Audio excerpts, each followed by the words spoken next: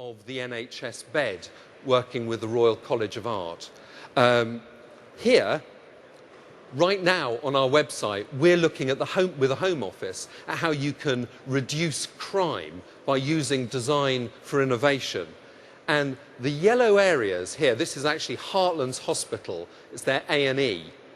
And the interesting story here was that they had very high incidence of crime, particularly assault, in their A&E department. And what they did was they brought designers in, and the designers said, look, I think there's some physical elements that we could look at here, because the issue is how well observed people are. And what you need to do is improve sight lines.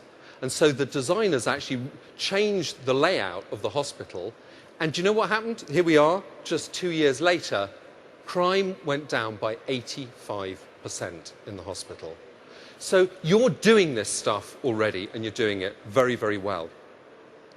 The second point that I want to make is about protecting the innovation space. We've heard a lot, I think, today about the culture of innovation.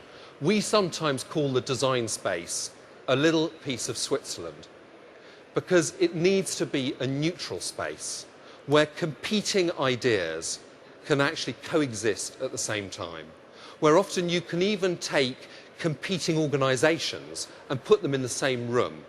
And not about coming up with a pilot, which is often expensive, but developing a prototype, something where you can, in effect, fail early and cheap. And we've heard about de-risking projects. That design space for innovation is so important. And so, my second point to you would be protect the innovation and the design space at all costs.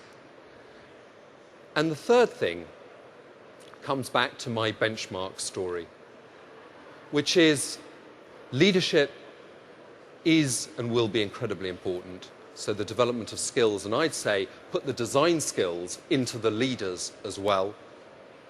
Secondly, design itself. And one thing I can't stress enough, and I say it to business audiences as well, one of our great untapped resources in the UK, we've got the single largest design sector in Europe. And it's used the world over by industry and healthcare. And they're there, and they love working with the NHS.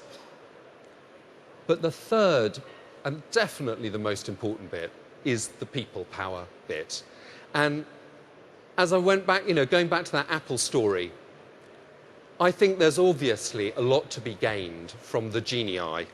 And no doubt, I'm not sure what John and Yoko could add to this right now. I'm sure they would. Einstein, I'm sure, would have a lot to give us. But I think that the poster for the NHS actually has to look different, because it's not about these Genie Eye out there.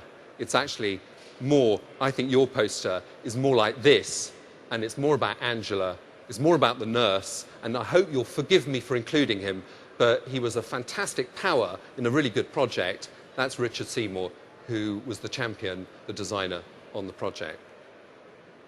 Thank you for listening.